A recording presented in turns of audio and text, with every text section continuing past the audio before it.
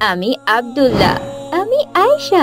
তোমরা আমাদের সাথে ইসলামের শিক্ষা গ্রহণ করো এবং ইসলাম ও আখিরাত সম্পর্কে জানো। রমজানের পবিত্র মাস চলছে, প্রায় বিকেল গড়িয়ে সন্ধ্যা নামতে শুরু করেছে। আজ ছিল মাদ্রাসায় শেষ ক্লাস। এবার ঈদের ছুটি দিয়েছে, তাই সবাই বেশ উৎসাহের সঙ্গে বাড়ি ফিরছে। সোহানা, আব্দুল্লাহ, আয়েশা, রিয়ান ও রুকাইয়া একসঙ্গে হাঁটছে। সবাই স্কুল ব্যাগ কাঁধে ঝুলিয়ে হাসি মুখে গল্প করছে। শোনো সবাই, কালকে কিন্তু আমাদের বাসায় ইফতারির দাওয়াত আছে। রিয়ান, আয়েশা, তোমরা সবাই আসবে। অনেক মজার মজার খাবার থাকবে। আম্মু কাল বেশ ভালো ভালো রান্না করবে। ও দারুণ তো! কি কি থাকবে বলো তো, শুনে তো বেশ আগ্রহ লাগছে আমার। সমুচা, বেগুনি, খেজুর, দই চিড়া, আরো অনেক কিছু। আর আম্মুর হাতের রান্না তো আছেই। ও মজার ব্যাপার, আমি অবশ্যই আসব। আমার তো শুনে এখনই বেশ ভালো লাগছে। তোমরা সবাই আসবে তো? এত ভালো ভালো খাবারের নাম শুনে তো এখনই যেতে ইচ্ছে করছে। কাল আমিও আসবো। শুনে খুশি হলাম যে তোমরা সকলে আসবে। রুকাইয়া সবার পাশে চুপচাপ হাঁটছে, সে কিছুই বলছে না। রুকাইয়া একটু দূর থেকেই সব কথা শুনছে, কিন্তু তার নাম কেউ নিচ্ছে না। আর কেউ তো বাকি নেই, তাই না? না, সবাই আছে। তোমরা কাল মনে করে আসবে কিন্তু, ভুলে যেও না আবার। আরে না না, মোটেও ভুলবো না। রুকাইয়ার চোখে একটু দুঃখের ছাপ পড়ে, সে মুখ নিচু করে ফেলে। ঠিক আছে, তোমাদের ইফতার মজার হোক। দোয়া করি সবকিছু ঠিকঠাক থাক, আর তোমাদের ইফতার বেশ আনন্দে কাটুক। সবাই কথা বলতে বলতে এগিয়ে যায়, কিন্তু রুকাইয়া ধীরে ধীরে সবার থেকে আলাদা হয়ে যায়। কি হলো মা, এভাবে চুপচাপ বসে আছিস কেন? তোর কি কোনো কারণে মন খারাপ? কি হয়েছে মাকে বল। কিচ্ছু না মা, আমার মন খারাপ না। বলতো মা, কিছু কি হয়েছে? আমি তোর মুখ দেখে বুঝতে পারছি কিছু একটা হয়েছে। মায়ের থেকে মেয়ে কি কিছু লুকাতে পারে? আজ সোহানা সবাইকে ইফতারের দাওয়াত দিল, কিন্তু আমাকে একটিবার ডাকেনি। রুকাইয়ার মা চুপ করে যান, মেয়ের কষ্ট অনুভব করেন। রুকাইয়ার মা চুপ করে যান, মেয়ের কষ্ট অনুভব করেন। তিনি ধীরে ধীরে রুকাইয়ার কাছে এসে তাকে বুকে টেনে নেন আর সান্ত্বনা দিয়ে বলেন, মা, মনে কষ্ট পেও না। আল্লাহই আমাদের সেরা দাওয়াতদাতা। তিনি জানেন কার প্রয়োজন কি। আমরা যা পাই তাতেই সন্তুষ্ট থাকা উচিত।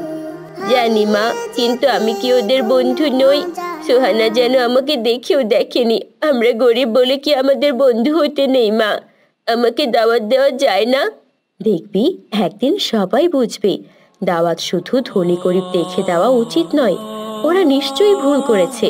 তবে শোন মা, এসব নিয়ে একদম মন খারাপ করবি না, কারণ আল্লাহ আমাদের সেরা বন্ধু। তিনি আছেন বলেই আমরা ভালো আছি। তবে আমার বেশ খারাপ লেগেছে মা। কষ্ট পাস না মা আমার। রুকাইয়া মায়ের কথায় একটু সান্ত্বনা পায়, কিন্তু মনে একটু খারাপ লাগা থেকেই যায়। মা, সোহানা, দাওয়াতের সব ঠিকঠাক হয়েছে তো? সবাই এসে গেছে?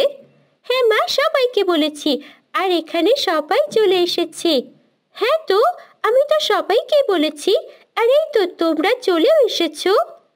সবাইকে হলে রুকাইয়াকে দাওয়াত দাওনি কেন সোহানা? আরে ও তো গরিব, ও আসলে কি খাবে? আর গরিবদের দাওয়াত দিয়ে অযথা পরিবেশ নষ্ট করতে চাই না। সোহানার কথায় আব্দুল্লাহ, রিয়ান, আয়েশা চুপ হয়ে যায়। তাদের মুখ বিষণ্ণ হয়ে যায়। হ্যাঁ রুকাইয়া, আমাদের বন্ধু তো, আমরা কিভাবে ওকে বাদ দিই? তোমার উচিত ছিল রুকাইয়াকেও ইফতারের দাওয়াত দেওয়া। সোহানা এবার একটু চিন্তায় পড়ে যায়। সে বুঝতে পারে সে ভুল করেছে। সোহানা, এটা তুমি মোটেও ঠিক করনি। ধনী গরিব এসব দেখা উচিত নয়, বন্ধুত্ব হতে হয় মন থেকে। তাই তোমার রুকাইয়ার কাছে যাওয়া উচিত আর ক্ষমা চাওয়া উচিত। আমি তো এটা চিন্তাই করিনি।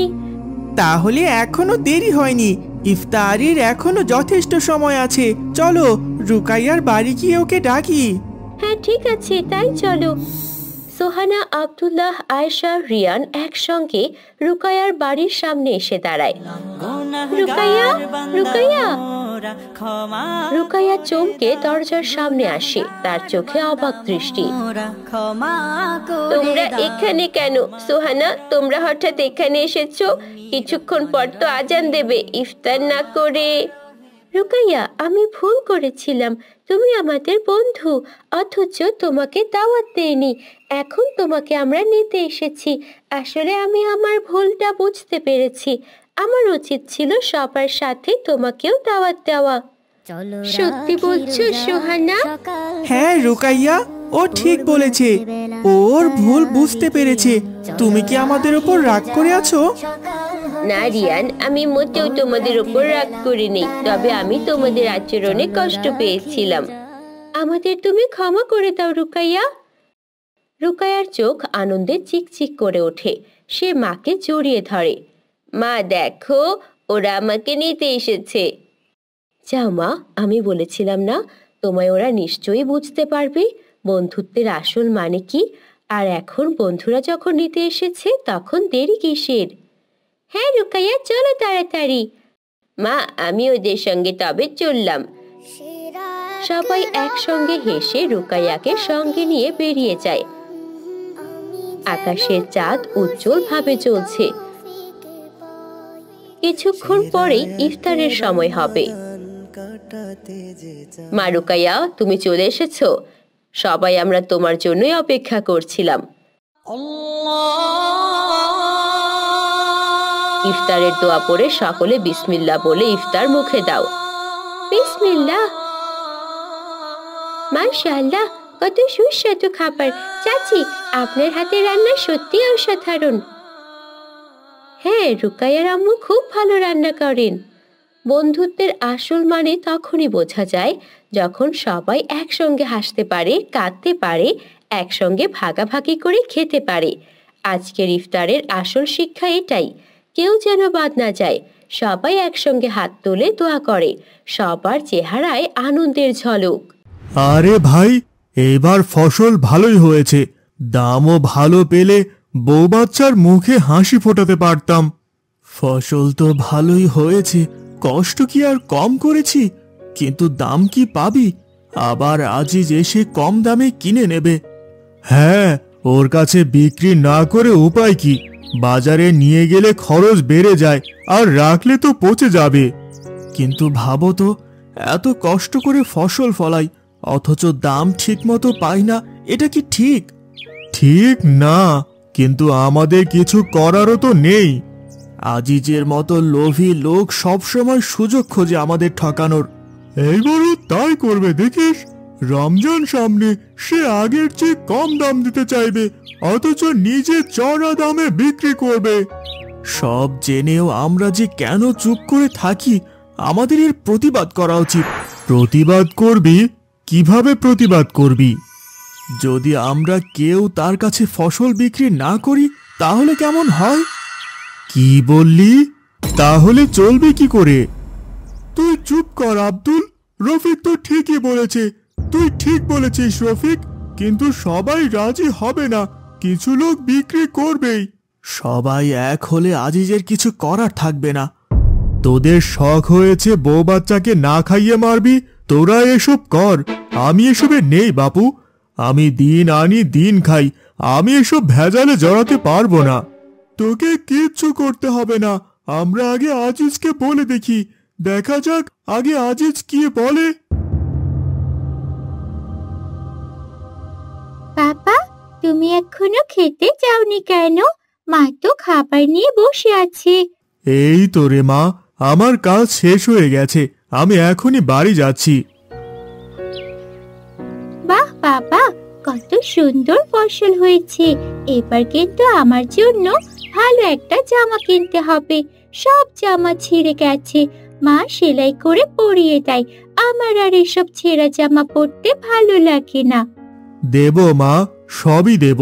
এখন চল বাড়ি যাই, খুব খিদে পেয়েছে।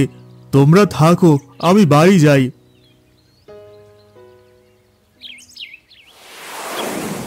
হারুন, শুনেছি এইবারের ফসল নাকি দারুণ হয়েছে, কিন্তু দাম আরো কমিয়ে কিনতে হবে। কিন্তু ভাইজান, কৃষকরা যদি রাজি না হয়? ওরা রাজি না হয়ে যাবে কোথায়? গরিব মানুষ, টাকা দরকার, শেষে আমাকেই বিক্রি করবে। কিন্তু রমজানে তো চাহিদা বাড়বে। সেটাই তো মজা, কম দামে কিনবো, রমজানে চড়া দামে বিক্রি করব। ভাইজান, যদি কেউ ফসল বিক্রি না করে? আহারে, তুই তো বোকার মতো কথা বলিস। আমাকে ফসল বিক্রি না করলে আর কাকে করবে? না মানে, কৃষকরা যদি এক হয়? তবে তো সমস্যা, কিন্তু আমি সেটাও সামলে নিতে পারবো। ওদের মাথায় এত বুদ্ধি আসবে না। কিন্তু কিভাবে সামলে নেবেন? যারা বিক্রি করবে না তাদের বিরুদ্ধে গুজব ছড়াবো, বলবো ওরা নষ্ট ফসল জমিয়ে রেখেছে। দুষ্ট বুদ্ধিতে আপনি সেরা। তার আর বলতে।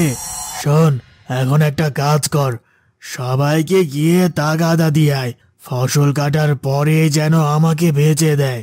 ঠিক আছে ভাইজান, আমি এক্ষুনি যাচ্ছি। এই তো রফিক, শফিক, তোমরা এখানে আসো, আমি তোমাদেরকে খুঁজতে আসছিলাম।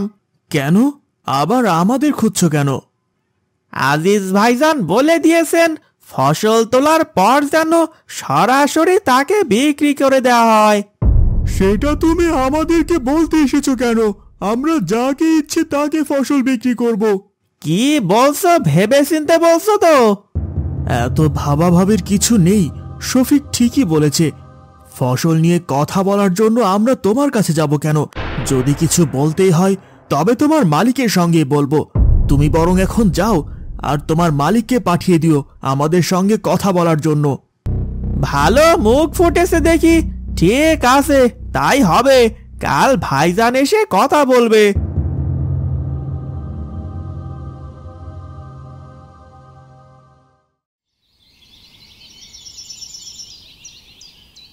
কোথায় গেলে? একটু পানি দিও, হাত মুখ ধুয়ে নেই। এই তো আসছি। এত দেরি হলো কেন আসতে? ফসল নিয়ে শফিকের সঙ্গে একটু আলোচনা করছিলাম, তাই দেরি হলো। কবে ফসল বিক্রি করছো? এবার আর কোনো ফসল বেচবো না গো। কি বলছো? ফসল না বেচলে খাবো কি? তুমি তো জানোই আজিজ কেমন, এত কষ্টের ফসল নিয়ে অর্ধেক দামও দেয় না। তার চেয়ে বরং ফসলগুলো আমাদের কাছে থাকুক, যখন খুশি তখন খাওয়া যাবে, আর প্রয়োজনে আমরা নিজেরাই বাজারে গিয়ে বিক্রি করব। কি বলছো বাবা? আমরা ফসল বাজারে গিয়ে বিক্রি করব? হ্যাঁ রে বাবা, পরের গোলামি করার চেয়ে নিজেই রাজা হওয়া ভালো। আজিজের কাছে ফসল বিক্রি করে যা টাকা পাই তাতে ভালো করে খেতেও পারি না। নিজের কাছে ফসল রাখলে অন্তত পেট ভরে খেতে পারবো। ঠিক বলেছো বাবা, তুমি আর আমি একসাথে বাজারে বিক্রি করতে যাব। সে না হয় পরে দেখা যাবে, চলো এখন ঘরে চলো।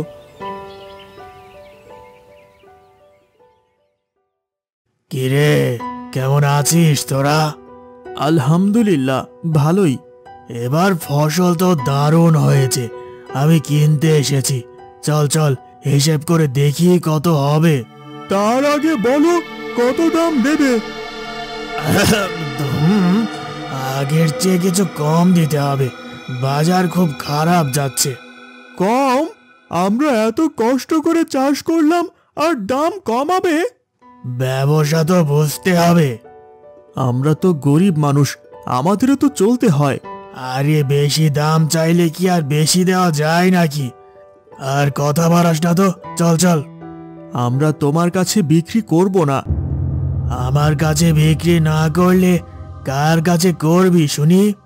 আমরা নিজেরাই বাজারে গিয়ে বিক্রি করব, তবু এত কম দামে আমরা তোমার কাছে বেচবো না। ঠিক আছে, যারা বিক্রি করবে তারা করবে, যারা করবে না তারা কপাল ঠকবে। কথাগুলো মনে রাখিস। আমরা সৎ পথে কাজ করলে আল্লাহ আমাদের ঠিক রহমত করবেন। আপনি এখন যান, আমরা আপনার কাছে ফসল বিক্রি করব না। কিরে হারুন, কে কে ফসল বিক্রি করলো?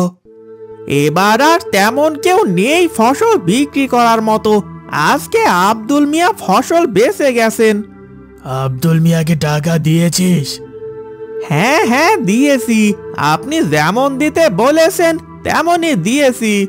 সব থেকে বোকা কৃষক হচ্ছে আব্দুল মিয়া, যাই দেই না কেন তাই নিয়ে যায়। ঠিক বলেছেন, একদম বোকা। যদিও একটু দাম বেশি দিতে বলেছিল, কিন্তু একটু ধমক দিতেই যা দিয়েছি তাই নিয়ে চলে গেছে। এখন সব মালগুলো ভিতরে আনার ব্যবস্থা কর। কিছুদিন পর যখন দাম বাড়িয়ে দেব, তখন রফিক আর শফিক বুঝবে আমার কাছে ফসল বিক্রি না করে কি ভুল করেছে। বাবা বাবা, তোমাকে না বলেছিলাম এবার আমায় একটা ভালো জামা কিনে দিতে? তোকে আর ভালো জামা কিভাবে কিনে দেব রে মা? আমার কাছে তো তেমন কোনো টাকাও নেই। কিছুদিন আগেই না তুমি ফসল বেচলে, এখন কেন টাকা নেই বলছো? ফসল তো বেচেছি ঠিক আছে, কিন্তু টাকার পরিমাণ যে খুবই অল্প। আর তাছাড়া এখন যদি বাজারে গিয়ে আজিজের কাছ থেকে কিছু কিনতে যাই, দ্বিগুণ দাম চেয়ে বসে। পেট চালাবো নাকি সবার ইচ্ছে পূরণ করব? কিন্তু বাবা, রফিক চাচা আর শফিক চাচারা তো অনেক ভালো আছেন, তাদের তো এমন কষ্ট হচ্ছে না। হ্যাঁ রে, আমার তখন তাদের কথা শোনাই উচিত ছিল, কিন্তু আমি শুনিনি। তুমি একবার তাদের কাছে গিয়ে দেখো না, তারা যদি কোনো উপায় বের করতে পারে। যাও না বাবা, ওদের কাছে যাও না। তুই ঠিক বলেছিস রে মা, ওদের সাথে আমার একবার দেখা করা উচিত। তাহলে দেরি না করে এক্ষুনি যাও। ঠিক আছে, আমি ওদের সাথে কথা বলে আসছি। রফিক, বাড়ি আছিস? আরে আব্দুল, কি হয়েছে?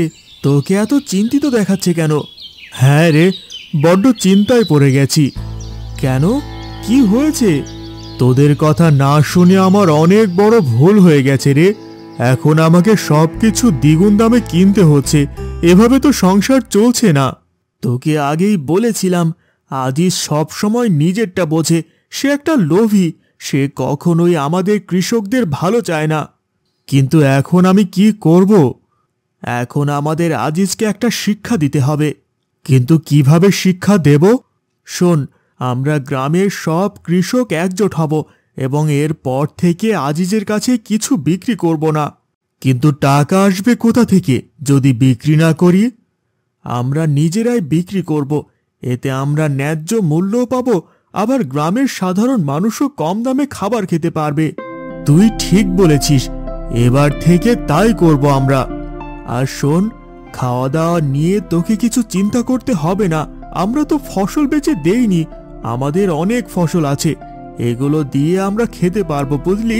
বিপদে বন্ধুকেই তো বন্ধুর পাশে দাঁড়াতে হবে, তাই না? তোকে যে কি বলে ধন্যবাদ দেব, কিছু বলতে হবে না। আমি কিছু করিনি, যা করেছে সব আল্লাহই করেছে। এরপর গ্রামের সকল কৃষক একজোট হয়, আজিজের কাছে কোনো রকম ফসল বেচাকেনা করে না। এদিকে আজিজের ফসল নষ্ট হতে শুরু করে। ভাইজান, আপনার সব ফসল তো নষ্ট হয়ে যাচ্ছে, কেউ তো কিনতেও আসছে না, সবাই গ্রামের কৃষকদের কাছ থেকে কিনছে। তাই তো দেখছি, কিন্তু এবার কি করা যায়? ফসল তো লস হয়ে যাচ্ছে। কি আর করবেন, এসব আপনার লোভের পরিণতি। মুখ সামলে কথা বল আরুন। নিজের ভুলটা এবার বুঝতে শিখুন। আপনার লোভের জন্যই এই পরিণতি। লোভের কারণে এত পরিমাণে দাম বাড়িয়েছেন আর কৃষকদের ওপর জুলুম করেছেন। এখন তারা অতিষ্ঠ হয়ে গেছে। নিজেকে বদলান ভাইজান, লোভের পরিণতি কিন্তু কখনোই ভালো হয় না। কথাগুলো আমার খারাপ লাগলেও এটাই সত্যি। সত্যি আমি অনেক বেশি লোভ করে ফেলেছিলাম, যার শাস্তি আমি পাচ্ছি। এত এত টাকা আমার সব লস হয়ে গেল। না, এবার থেকে আমাকে সৎভাবে কাজ করতে হবে। ঠিক বলেছেন, এবার থেকে আমরা সৎভাবে কাজ করব। নিশ্চয়ই আল্লাহ একদিন আমাদেরকে ক্ষমা করে দেবেন, কারণ আল্লাহ অতি ক্ষমাশীল।